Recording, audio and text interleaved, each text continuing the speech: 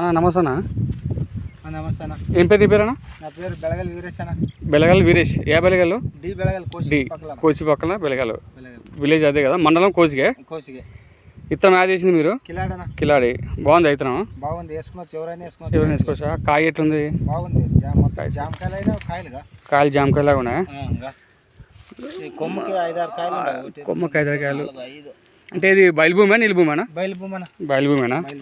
అంటే నీళ్ళ కిందనా బయలుభూమికి? ఇది బయలుభూమేనా? వర్షాకాలం వర్షం వచ్చినా పంట పండేది, లేకుంటే లేదు. వర్షం వస్తే పంట పండుతుంది, లేకుంటే లేదు. అంటే పోయినసారి కూడా ఇది వేసిటివే? అప్పుడు పోయినసారి ఎన్ని క్వింటాలు వచ్చింది? అప్పుడు ఎకరాకి 20 క్వింటాలు వచ్చింది. ఎకరా 20 క్వింటాల దాకా వచ్చిందే. అప్పుడు నీళ్ళు కట్టినావా లేదు బయలుకేనా? బయలుచేనా? వర్షాకాలం పంట ఇది. అవునా. ఇత్తనం యాడ్ తీసుకొచ్చేటివి? ఇది కిలాడి. ఎక్కడ తీసుకొచ్చేటివి అన్న? ఇక్కడ ఎమ్గనూరు తిమ్మప్పంగిట్ల. ఎమ్నూరులో తిమ్మప్పంగిట్ల తీసుకొచ్చేటివే. ఇప్పుడు అయితే అది ఇత్తనం అయితే అందరూ చెప్పొచ్చు, బాగుంటుంది. ఎకరానికి 15 క్వింటాల దాకా వస్తుంది. ఎకరా 15 క్వింటాల దాకా తగ్గదు. 15 క్వింటాలు వస్తుంది.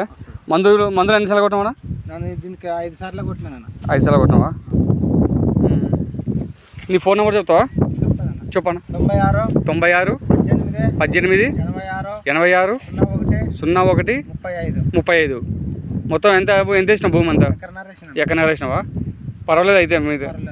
మిగతా రకాల కంటే ఎట్లుంది ప్రజెంట్ నీకు? రకాల కంటే ఇది చాలా బెస్ట్. బాగుంది అయితే. సరే రైతులు ఎవరైనా వేసుకోవచ్చా? ఏమంటే కొంచెం పలసా పెట్టుకోవాలా, బాగుంటుంది. నింపుకుంటే కొంచెం ఏదైనా ఇబ్బంది.